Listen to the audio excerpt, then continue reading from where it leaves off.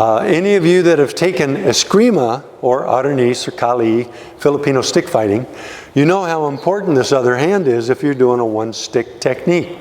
Because he's moving in, I'm here, and I'm still keeping this. I hit his arm like 4 times while I'm doing all these other things to make sure it stays away. That's an important aspect. So, how easy is it really? If he's moving in with the attack and he's coming in, you know, I can do something to upset his forward movement and then just come in and finish a technique off. So don't think that you're limited to just dealing with that knife. I just came up and stuck my foot in his stomach. I could have put it in his groin, could have hit him right in the side, right in the front of his thigh as he's stepping, which would really upset his balance, and he could have just stumbled into my blade. That would have ended the whole thing. Okay, so we've covered stab. We've covered the downward block coming in, and I can do all kinds of things to the arm. Also with the downward is the grab, so that I can get a deep cut. Another good reason for the grab is so that I can get the deep cut, but I can cut there and also cut right across the thigh. So I got arm and thigh. And so now his arm isn't working too good, his leg hurts, and you know, he just can't do anything now. Then we did the high slice here, and I'm coming in and I'm doing a block here with the blade and my hand. So blocking, so I have to have a good solid grip on that blade, block it, and from there again, of course, you've got all the cuts. He comes in across the abdomen, and I can come in with the upward movement here. But it's still a downward block. Let's say this guy's vicious, he's stepping into and try to slice my throat. So as that's moving in, I come higher with this, but it opens up other targets. Those of you that are ticklish, the reason you're ticklish is because the armpit has about 32 nerve endings in there, all sticking out right there. So when you do it light, it tickles, but if you stick your fingers in there really hard or kick it or stab it, you're going to have a lot of pain involved because those nerve endings are going to kind of erupt with pain. Now let's go to the reverse grip. Well, he'll do reverse grip, I'll do standard. And he's one of the guys that watches too many movies, and he saw the one about the hotel or the motel.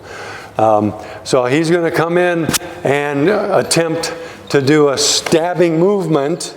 So what I did was I redirected this way with the palm. It's bigger, you hit it, and it did the blade. So I redirected and cut. Again, straight down, and it comes down, and I move to the inside so that I can get to this area here.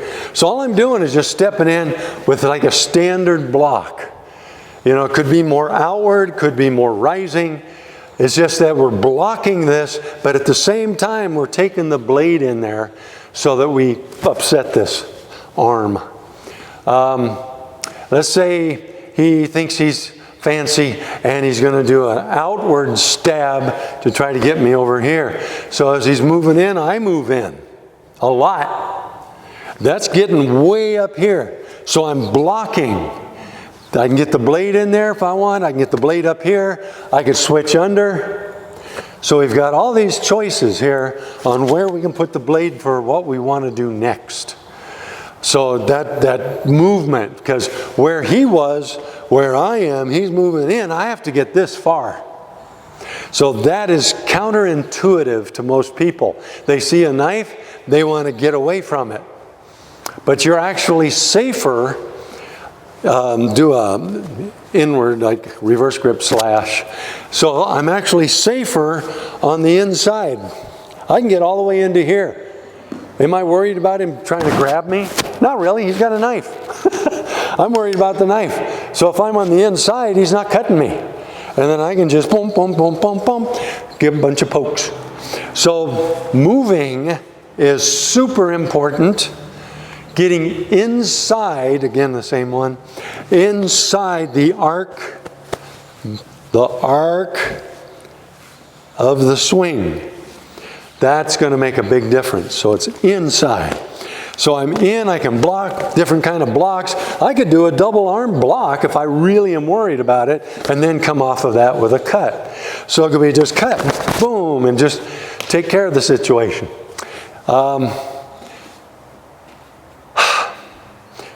Don't expect when you're practicing this at home to do things as fast as I am doing them. I apologize for that. Sometimes you're looking and you go, what'd that guy just do?